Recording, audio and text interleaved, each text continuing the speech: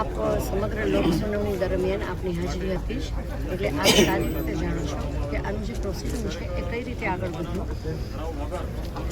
મૂળ મુદ્દો શું હતો ગ્રામજનોનો?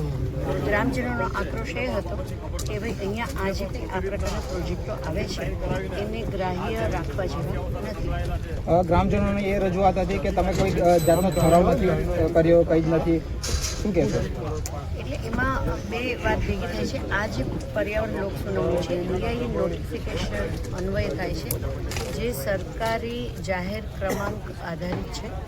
અને આ જે સરકારી જે કંઈ નોટિફિકેશન ઈઆઈનું જાહેર થયું છે એમાં ક્યાંય પણ એવું ઉલ્લેખ નથી કે લોક સુનાવણીનું આયોજન કરવા માટે ગ્રામસભામાં ઠરાવ જરૂરી છે. બેન, આ ઇન્દોર ગામનો પ્રશ્ન છે, પરંતુ ત્યાંના યોજાઈ આ લોકસુનાવણી અહીંયા અન્ય ગામના અંદરમાં યોજાઈ રહી છે, શું કારણ છે?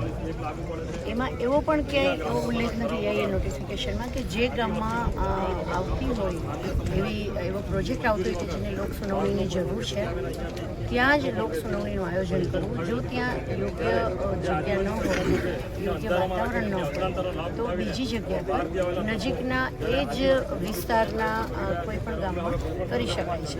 આ બાબતે આ લોકસુનાવણી રદ થશે? એ તો અત્યારે કેવું થોડું વહેલું ગણાશે, કારણ કે જે ચેર કરતા હતા પ્રાદેશિક અધિકારીશ્રી અને એસડીએમશ્રી એ બંનેના હાથમાં આ સત્તા નથી. મેડમ, આ લોકસભાનો ટાઈમ શું હતો? કેટલા વાગ્યાથી કેટલા સુધીનો કોઈ ટાઈમિંગ હોય? ના, ટાઈમિંગ હોતો નથી. એ જ્યાં સુધી ચાલે ત્યાં સુધી. અહીંયા હાજર તમામ લોકો દ્વારા લોક સુનાવણીનો વિરોધ કરવામાં આવ્યો છે અને રદ કરવા માટે જણાવવામાં આવ્યું છે. તો શું આ લોક સુનાવણી રદ થશે?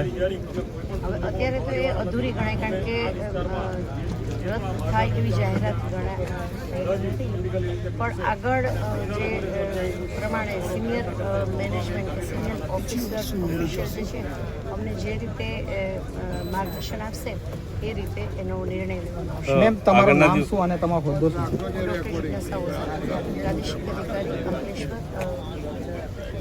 આગળના દિવસોમાં બીજી લોક સુનાવણી આ મુદ્દા પર રાખવામાં આવશે ખરી?